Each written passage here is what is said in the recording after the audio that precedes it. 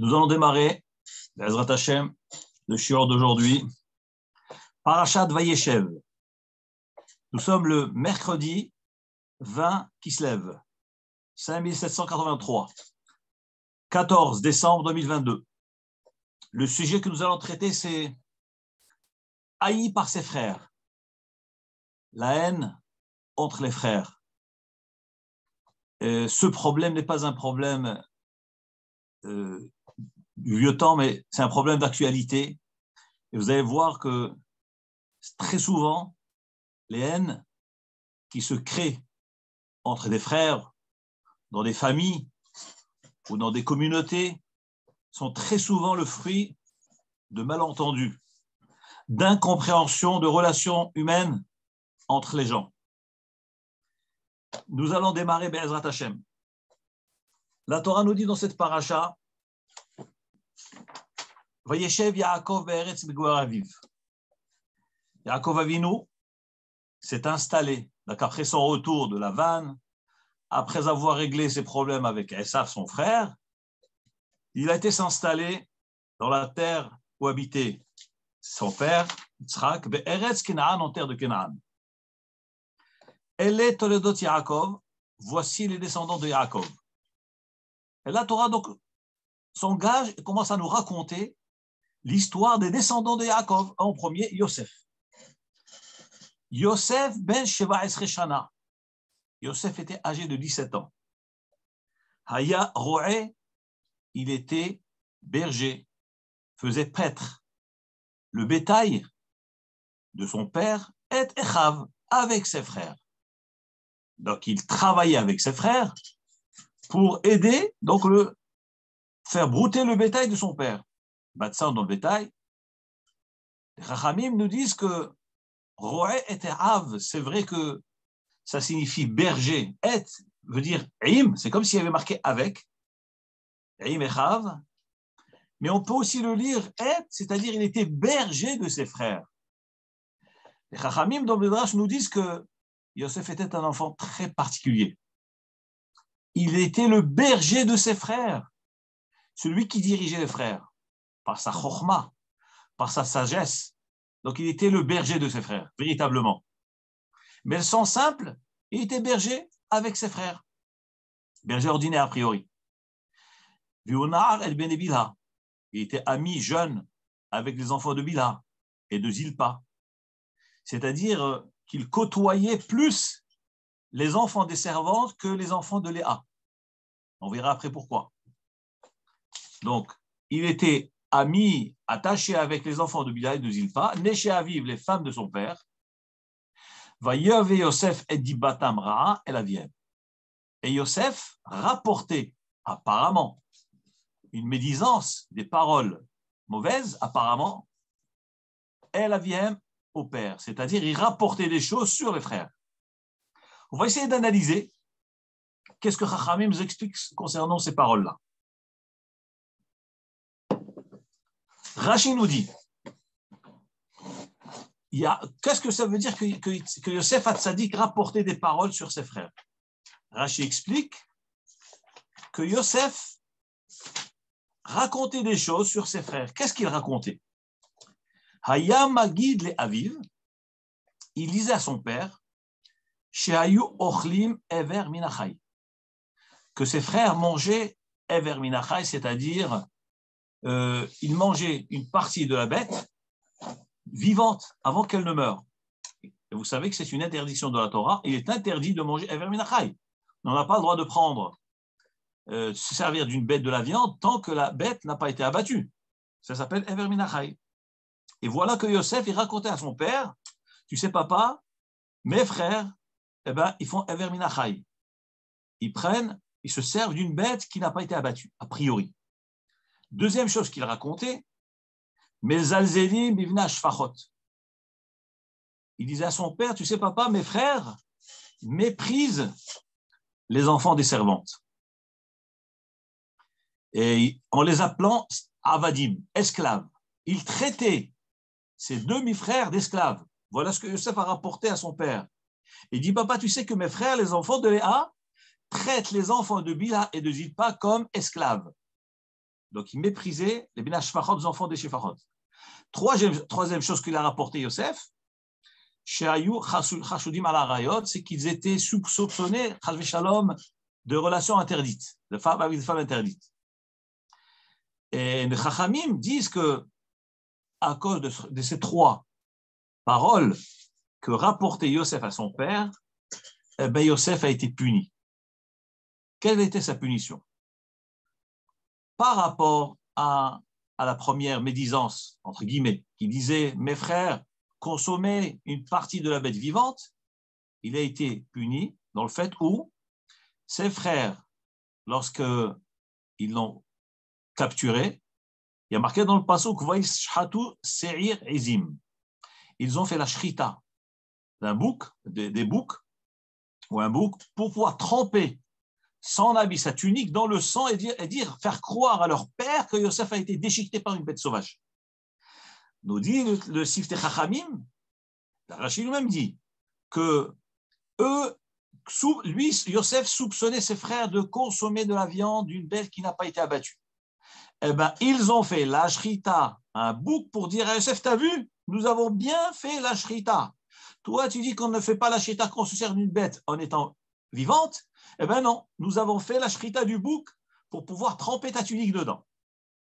Concernant la deuxième médisance, qui disait que mes zalzelim et mes nashfachot, eux, lui disaient d'eux que lui méprisait ses frères, que les frères méprisaient les enfants des shfachot en disant que c'est des fils de servantes.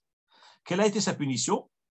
Eh bien, mesure contre mesure, lui a été vendu, comme il marquait dans le pasuk, les Eved Nimkar Yosef. Comme il a parlé du mal sur ses frères en disant que ses frères traitaient les demi-frères d'esclaves, eh bien, il a été vendu comme esclave. Troisième chose, lui disait que ses frères étaient soupçonnés de relations interdites, d'abord de relations interdites. Eh bien, qu'est-ce qui lui est arrivé? Du ciel, on lui a envoyé les preuves avec la femme de Potiphar. Et donc, il a été soupçonné qu'il a pris la femme de Potiphar. Donc, nous voyons dans le Rashi, Farshim explique que les paroles qu'il exprimait à l'égard, à l'encontre de ses frères, eh bien, Hachem l'a puni pour ces choses-là.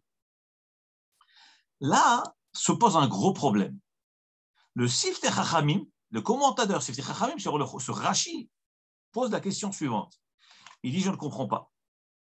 Comment est-il possible que ces frères-là soient soupçonnés de ces trois choses-là?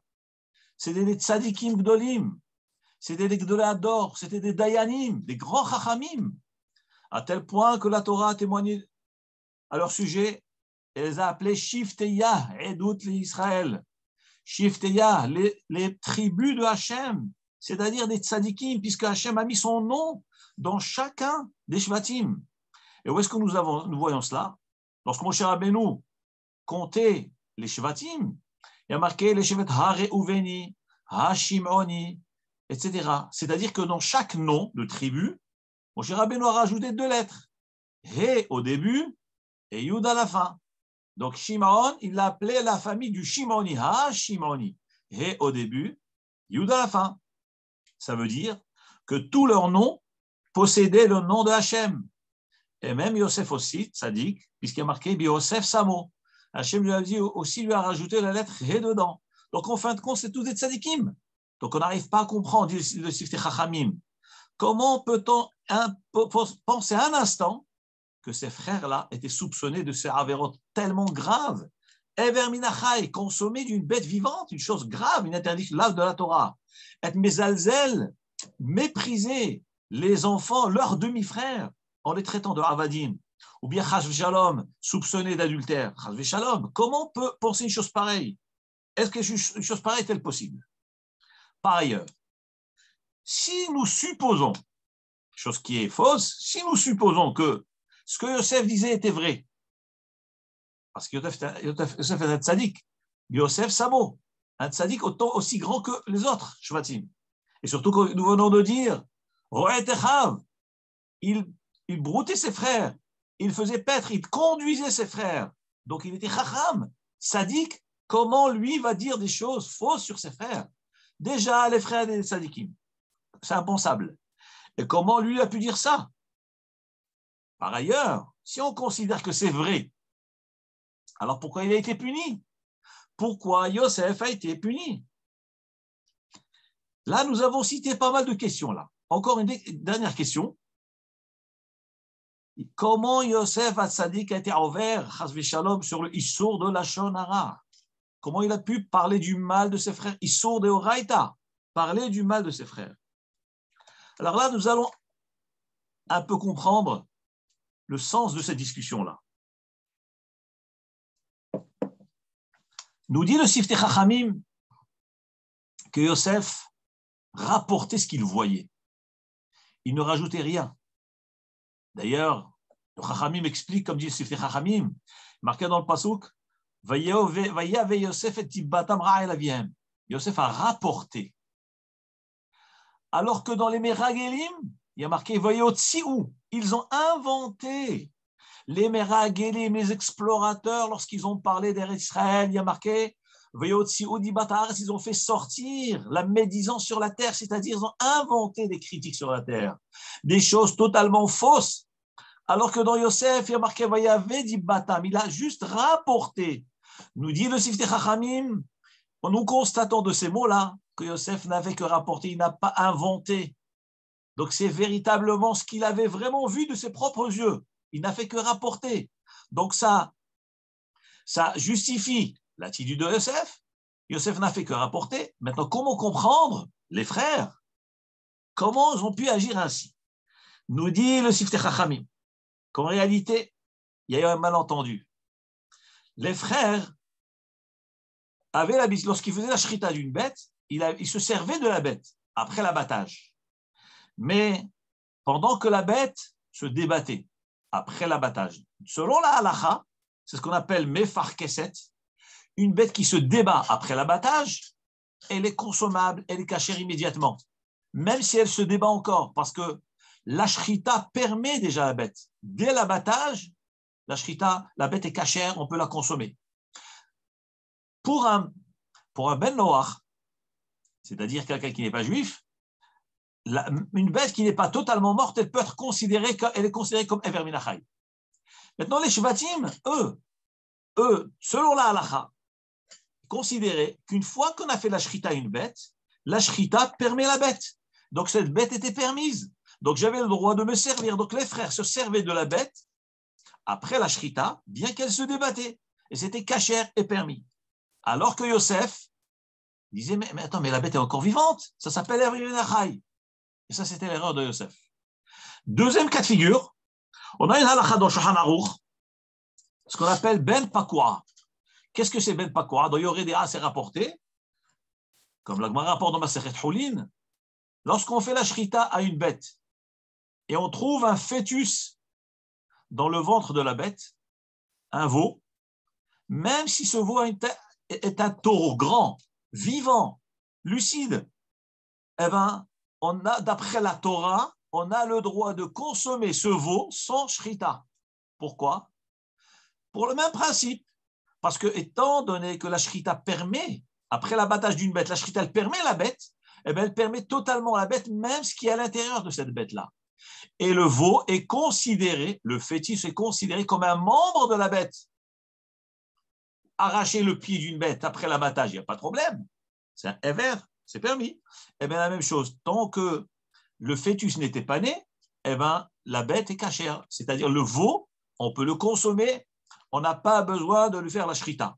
Mais la halach, cependant, la halach a dit que Mishum Baritaraïm, à cause de ce que les gens peuvent dire, ils vont croire que c'est un veau qui était déjà né, et qu'on le consomme sans shrita, alors les chachamim ont dit qu'il fallait faire l'abattage.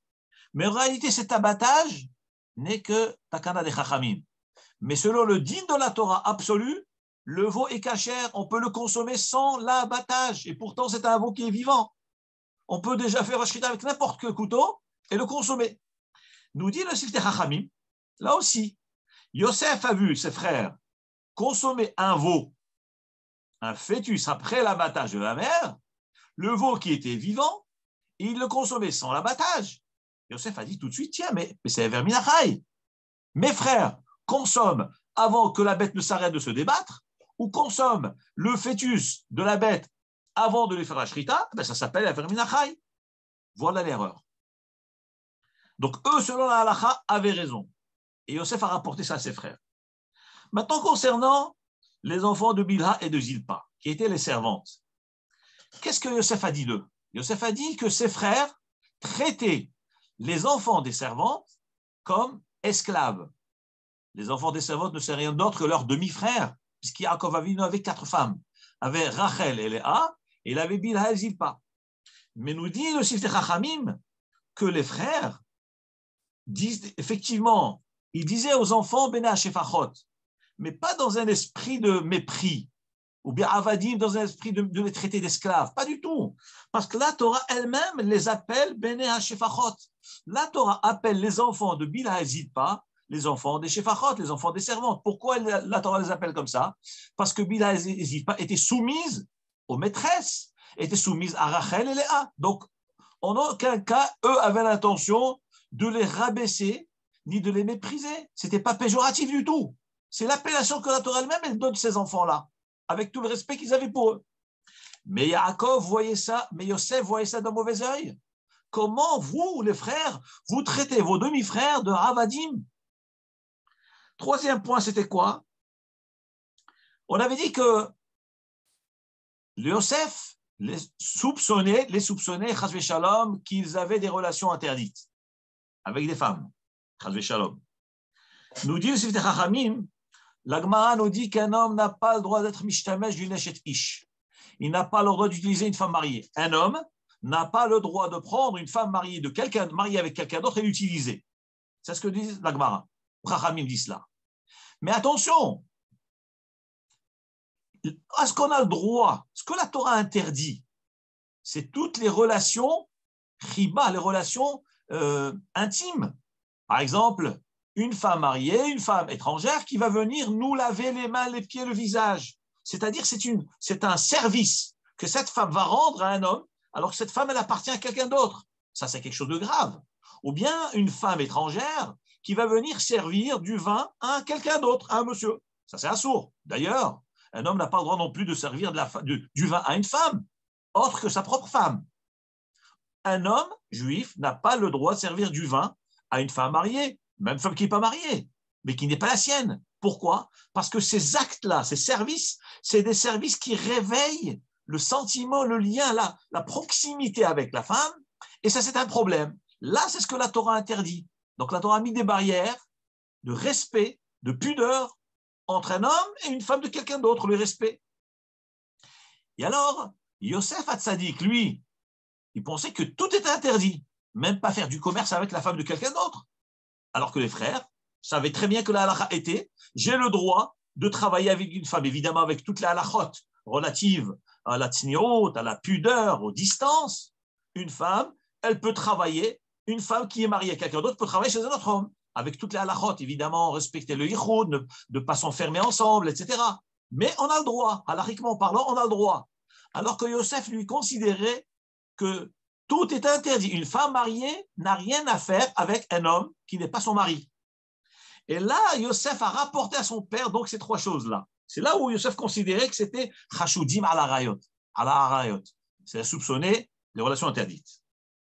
Mais en réalité, tout cela était permis d'après la halakha. Voilà pourquoi Yosef rapportait. Donc d'un côté, Yosef a été puni parce qu'il devait réfléchir.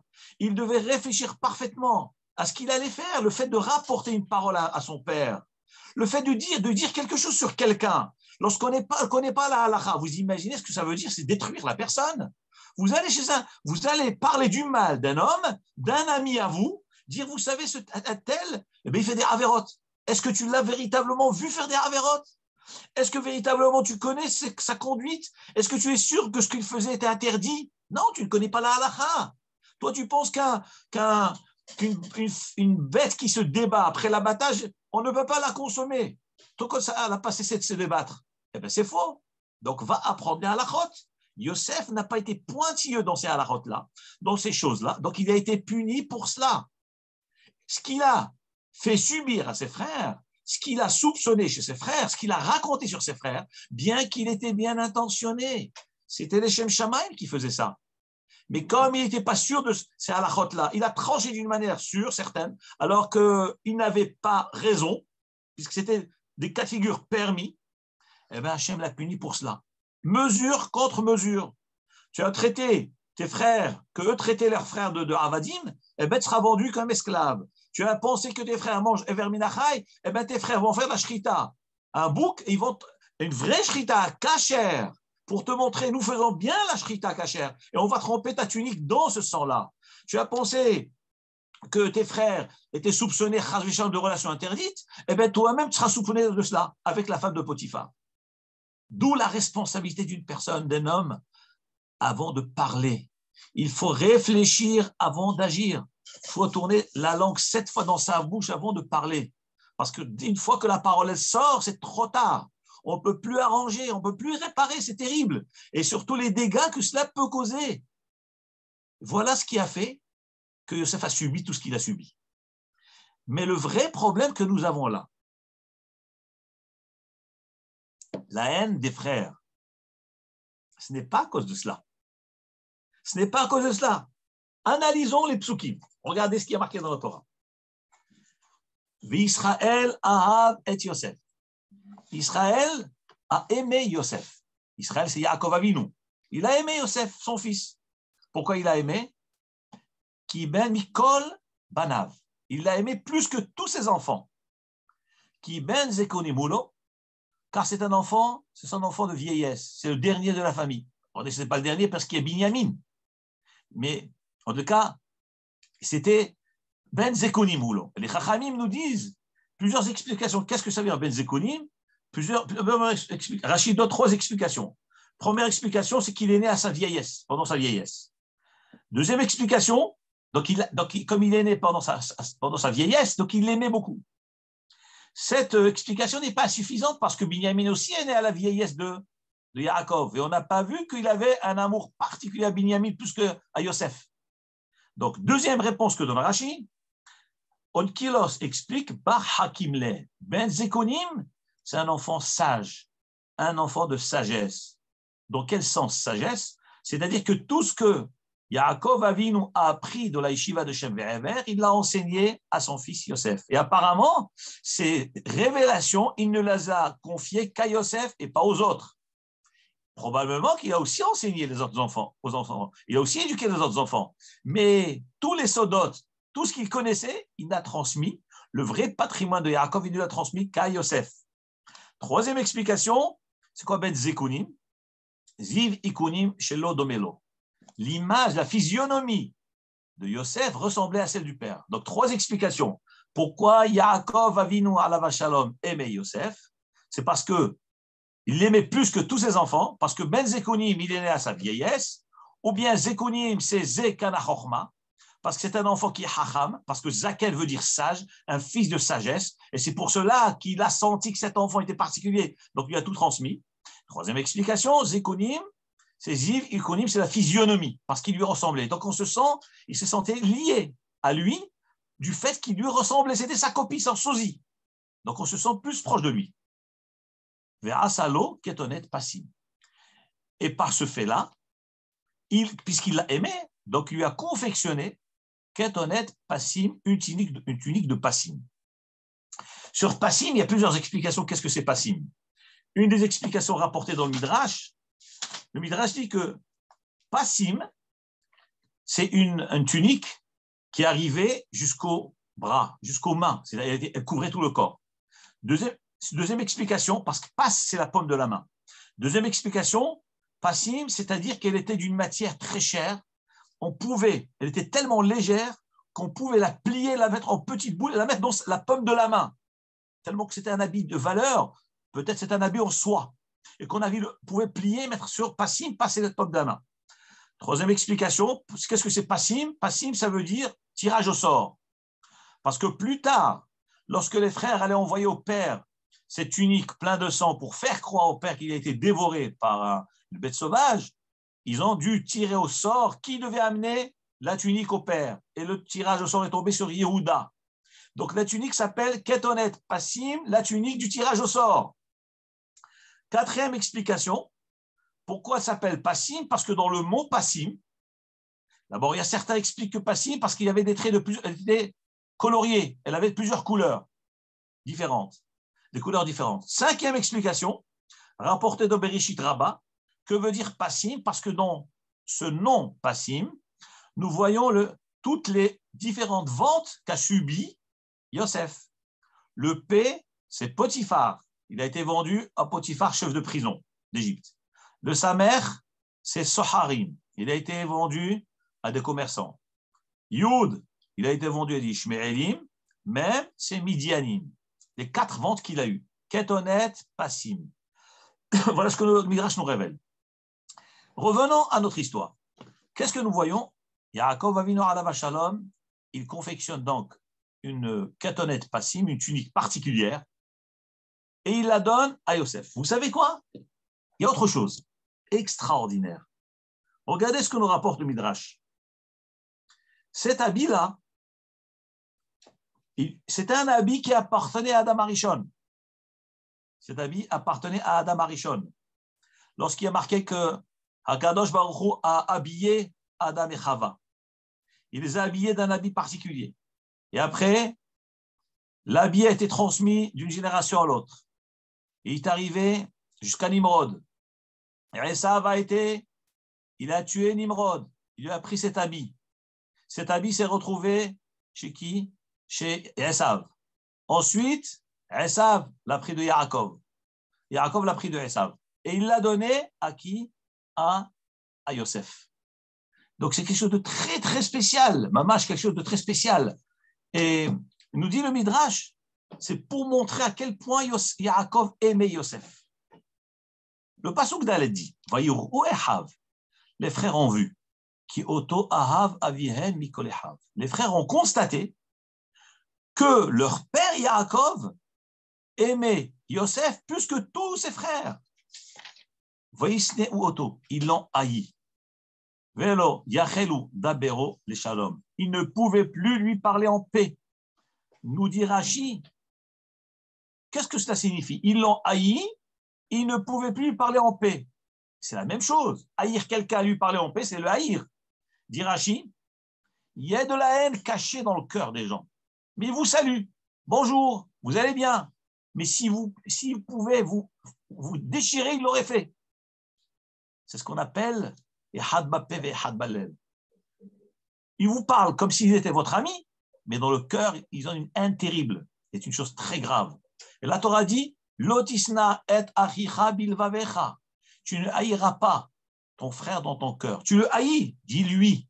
Dis-lui, écoute, j'ai des problèmes avec toi. Voilà, je te le dis. Donc, au moins là, je n'ai pas transgressé la haine dans le cœur. Et les frères, c'est des tzadikim. À tel point, ils l'ont haï. On verra le problème, comment ça se fait qu'ils puissent haïr. Velo yachelu dabero le shalom, dit Rashi, mitor genutam, à travers leurs défauts, leurs critiques du fait qu'ils l'ont haï, c'est un défaut qu'ils ont eu, l'amad nushvacham, la Torah nous révèle leur grandeur de ces hommes. À travers leurs défauts de la haine envers un frère, la Torah nous révèle leur grandeur, à tel point ils étaient grands qu'ils ne pouvaient pas le haïr que dans le cœur et faire semblant de l'aimer. Et lui dire bonjour Yosef, bonjour Joseph, pas du tout. Chez l'Odibro Achad Bepe Achad Balev, ils n'ont pas parlé une parole dans la bouche, une parole différente dans le cœur. Ils ont dit véritablement, on te haït, donc tu sais, on ne va pas te rouler. Donc on est sincère avec toi. Donc en fait, quand c'est des tzadikim, là va se réveiller le problème. Demande au Siftei Chachamim, je ne comprends pas. On est en train de parler de gens tzadikim, de gens extraordinaires, de gens qui étaient cachers, de gens qui étaient soupçonnés de choses qu'ils n'avaient pas fait, des gens qui étaient parfaitement baki, compétents dans la halakha. Ils connaissaient toutes ces halakhot que Yosef, a priori, ne connaissait pas. Comment se fait-il que ces frères-là ont pu haïr Yosef? D'abord, une des questions, nous voyons qu'ils n'ont pas haï parce que Yosef a raconté du mal d'eux. C'est même pas ça. Ils l'ont haï parce que Yaakov Avinu les aimait. Il aimait Yosef. Mais je ne comprends pas. Parce que mon père m'aime, vous me haïssez. En quoi je suis responsable? Si vous avez un problème, peut-être c'est avec mon père que vous avez un problème, pas avec moi. Comment se fait-il en haï, en hait le frère qui est aimé, mais on ne hait pas celui qui aime. Le problème, c'est qui? C'est Yaakov, puisque Yaakov qui aime, qui a fait cette différence-là. Alors, on demande de Sefer Chachamim, comment se fait-il que s'attaque à Yosef? Par ailleurs, encore une fois, c'était Shifteya. Les tribus de Hachem, Hachem a mis son nom sur eux. Comment des tzadikim peuvent haïr leurs frères? Aucune raison au monde ne peut permettre de la haine envers des frères, envers un ben Israël. Que nous dit la Torah? Lotisna et ahicha bilvavecha. Tu ne haïras pas ton frère dans ton cœur. Même si tu lui dis, c'est vrai que tu ne transgresses pas l'interdiction du cœur, parce que tu lui dis franchement que tu le haïs. Mais la haine est une chose interdite, sin atrinam. Par ailleurs, la Torah nous dit, ve'ahavta le're'acha kamocha. Tu aimeras ton prochain comme toi-même. Et qui est plus prochain de nous, plus que nos frères? Déjà, un étranger, la Torah nous dit, tu aimeras ton prochain, la Torah l'appelle ton prochain. À plus forte raison, ton frère, ton sang. Vous avez le même père. Comment ces tzadikim peuvent haïr leurs frères? Alors que la Torah nous dit, tu n'haïras pas ton ami dans ton cœur. Quatrième question. La Torah nous dit, de ta chair, tu n'ignoreras pas. Tu n'as pas le droit d'ignorer ta chair, ton sang, ton frère. Tu n'as pas le droit d'ignorer, de haïr. Mais par-dessus le marché, la cerise sur le gâteau, lorsqu'Akadosh Baruch Hu a donné la Torah à Moshe Rabbeinu sur le mont Sinaï, en présence de 600 000 âmes du peuple juif, qu'est-ce que Akadosh Baruch Hu a dit dans les 10 commandements? Il a donné toute la Torah entière, mais il a parlé, il a dit les 10 commandements. Et à part les 10 commandements, il a donné évidemment toute la Torah entière. Loi orale, loi écrite, la Gemara, la Mishnah, le Zohar, tout a été donné. Mais l'expression, c'est les 10 commandements. Hachem a exprimé les 10 et il les a écrits sur 2 tables de la loi. Une des lois, un des commandements, c'est quoi? Lo tignov, tu ne voleras point. De quoi s'agit-il? Mais cette mitzvah est déjà marquée dans la Torah, est marquée lo tignovu, vous ne volerez point. Rachamim nous explique que l'interdiction lo tignovu, c'est voler de l'argent. La Torah nous interdit de voler de l'argent. Celui qui vole de l'argent, comment il fait pour réparer son erreur? Eh bien, il devra rendre ce qu'il a volé. Ça, c'est nous apprenons cela du pasuk lotignovu. Mais dans les 10 commandements, il y a marqué lotignov. Tu ne voleras point, au singulier. Nous disent les chachamim dans la Gemara, de quel vol s'agit-il? C'est de celui qui kidnappe un juif et qui le vend. Et sur ce vol-là, on est passible de la peine capitale qui est la condamnation à mort, selon la Torah. C'est une chose très, très grave. La peine capitale. Lotignov, tu ne voleras point. Ici, nous dit le Talmud, c'est celui qui vole un juif et qui le vend. Ça, c'est Lotignov. Comment ces hommes extraordinaires, ces tzadikim, les frères de Yosef, Shifteya, tous des grands tzadikim, des grands dayanim, ont pu transgresser Lotignov puisqu'ils ont kidnappé le frère, ils l'ont vendu.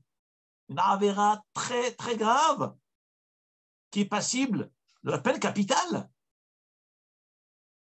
Suite à toutes ces questions-là, on va essayer d'expliquer un peu que l'échange n'est pas un échange standard. C'est très, très spécial. Nous disent les Chachamim, lorsque les frères ont vu que Yosef était aimé par son père, aimé par son père, qu'est-ce que ça signifie? C'est que ont compris que Yosef, en racontant ces histoires-là à son père, évidemment, il était bien intentionné.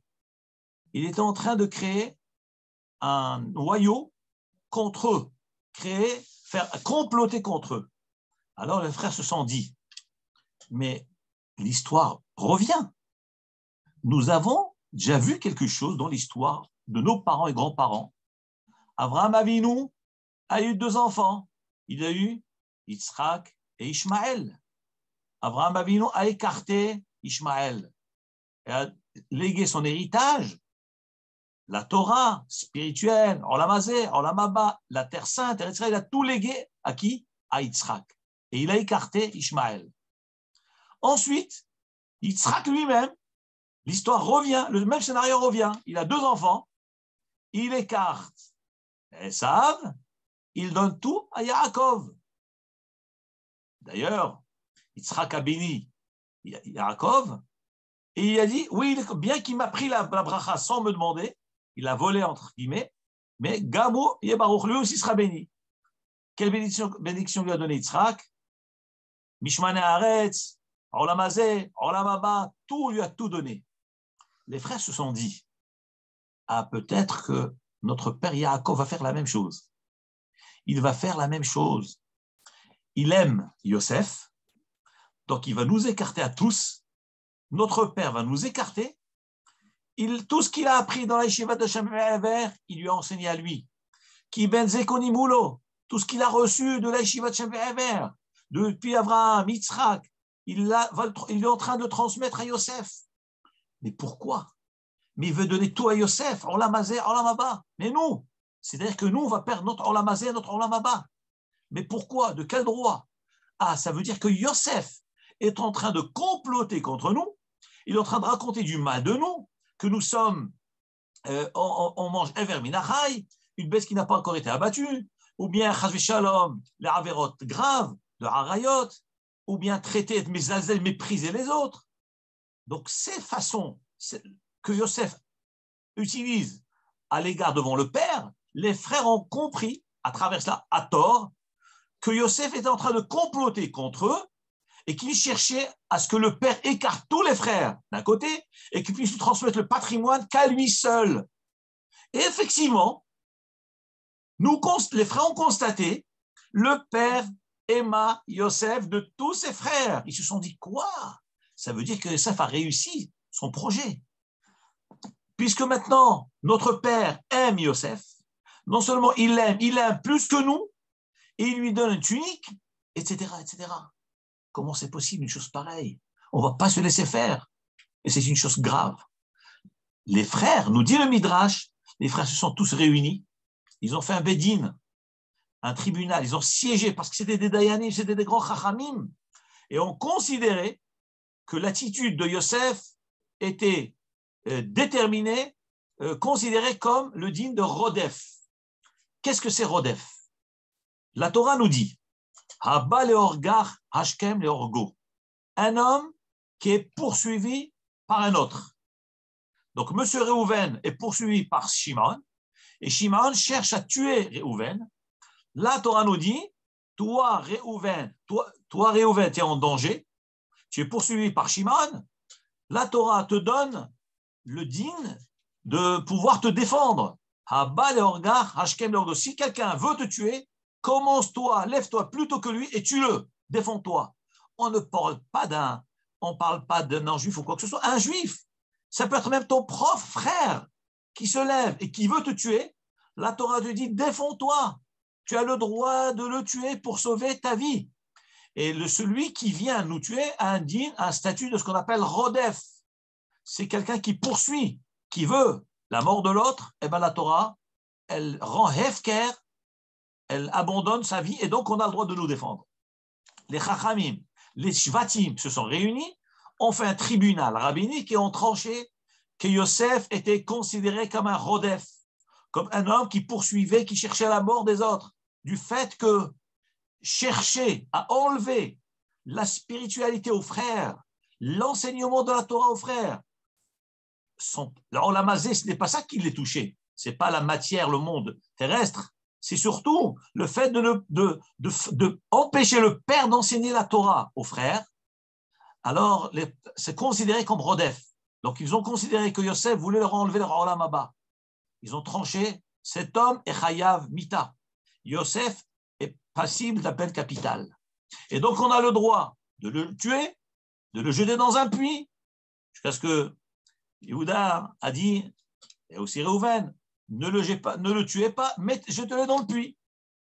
Le Rahim Akadosh demande, mais on va gagner quoi en le jetant dans le puits? De toute façon, il va mourir. Quelle différence il y a entre le tuer et le jeter dans le puits? Et surtout que la Gemara nous dit, ils l'ont jeté dans un puits, Vaborek en Bomaim. Le puits était vide. Et il n'y avait pas d'eau dans ce puits. La Gemara demande, mais il fallait dire tout simplement, Aborek. Ils l'ont jeté dans un puits qui était vide, sec. Pourquoi la Torah avait-elle besoin de préciser sec, sans eau? La Gemara dit que c'est pour nous ouvrir la déduction, que puisque la Torah dit sans eau, c'est pour dire l'eau, il n'y a pas, il y a autre chose. Maïm anbo, il n'y a pas d'eau, mais ce puits était plein de serpents et scorpions. C'est-à-dire qu'en fin de compte, cet enfant Yosef qui était âgé de 17 ans allait mourir, à coup sûr. Alors, quelle différence entre le tuer ou le jeter dans le puits? Nous révèle au Rahaim Akadosh quelque chose d'extraordinaire.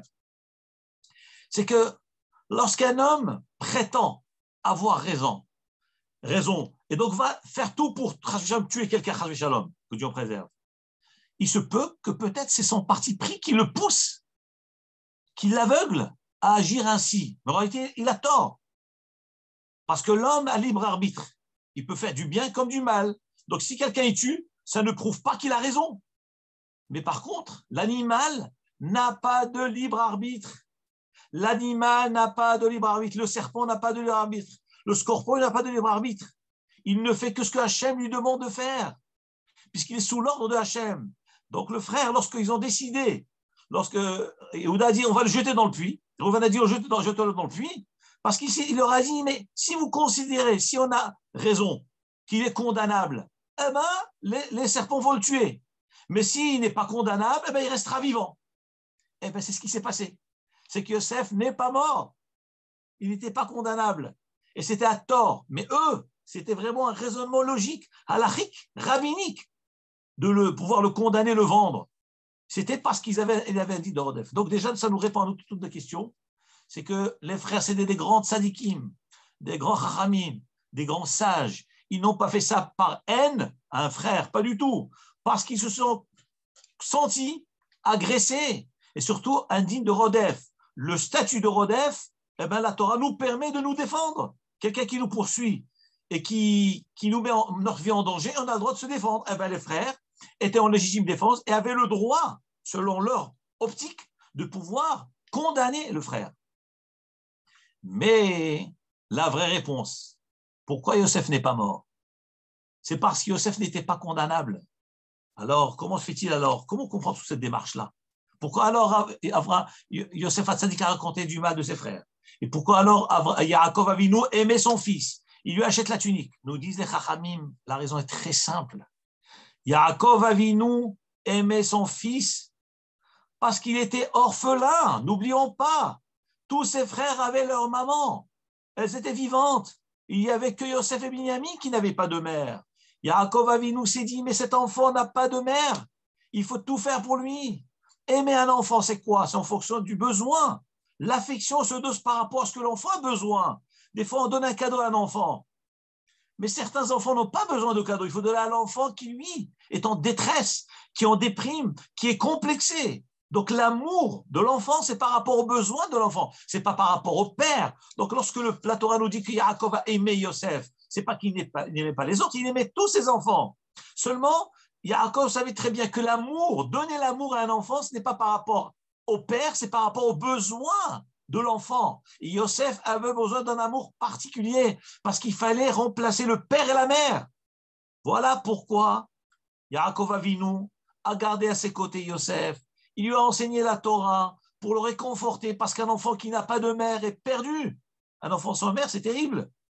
Et donc, il l'a rapproché de lui, il l'a aimé. Et donc, on voit que Yaakov Avinu, c'était les Shem Shamaim qui faisaient ça. Yosef Hatzadik, comment il a pu raconter tout ce qu'il a raconté? Lui aussi, c'était les Shem Shamaim, puisque la Torah l'appelle Yosef. Yosef, ça, il y a marqué dans Tehilim. Il y a le nom d'Hachem, le Hé dedans, pour nous dire que Yosef était Tzadik. Alors, comment il pouvait raconter du mal de ses frères? Réponse, Chazvé Shalom, loin de penser que Yosef cherchait le mal de ses frères. Au contraire, il aimait ses frères. Et lorsqu'il a été raconté à son père, c'est parce que lui pensait que c'était bien faire. Il pensait bien faire. Et il pensait que le père allait parler à ses enfants, de ne pas mépriser les demi-frères, de ne pas, chasvé shalom, de s'éloigner des relations interdites, ou bien de ne pas consommer de la viande qui était arrachée d'une bête vivante. Mais Yosef ne savait pas que c'était permis tout ça. Il ne savait pas, il avait mal vu. Mais c'était l'Eshem Shamaim. Donc en fin de compte, tous ces problèmes, c'est un malentendu. C'est vraiment un malentendu, une incompréhension totale qui a déclenché une haine terrible au point de vouloir condamner à mort un frère, alors que le frère n'a rien fait. Le frère a jugé bien faire. Et les enfants, les frères ont dit, quoi? Il a jugé, donc nous allons le juger. Et c'était aussi des tzadikim. Donc nous voyons de toute cette histoire que Hakadosh Baruch Hu a voulu que tout cela arrive. Hachem aurait pu éviter tout cela. On aurait pu éviter tout cela, tout simplement. Yosef va apprendre bien les halachot, il ne va pas faire d'erreur. Les frères vont, donc il ne va pas raconter. Yaakov va être plus discret. Il ne va pas montrer cette affection d'une manière éclatante devant tout le monde. D'ailleurs, le Talmud nous dit, comme le Midrash Rabbah aussi dit, un homme doit faire très attention de ne pas faire de différence entre les enfants, parce que nous voyons que celui qui a fait des différences, ça a causé la vente de Yosef et l'exil du peuple juif en Mitzraïm, parce qu'il a fait des différences. Moralité, nous dit la Gemara, un homme ne doit jamais faire de différence entre les enfants. Et pourtant, après tout ce cours que je viens de dire maintenant, je viens de prouver que Yaakov Avinu était bien intentionné. Il voulait aider un orphelin. Alors, qu'est-ce qu'on lui en veut? Pourquoi la Torah nous dit qu'il ne faut pas faire de différence? Mais vous avez un orphelin, vous faites quoi? Les autres ne sont pas orphelins. Réponse, il faut le faire d'une manière discrète. Il faut le faire. Il faut évidemment marquer la différence, mais pas aux yeux des autres, pas réveiller le soupçon.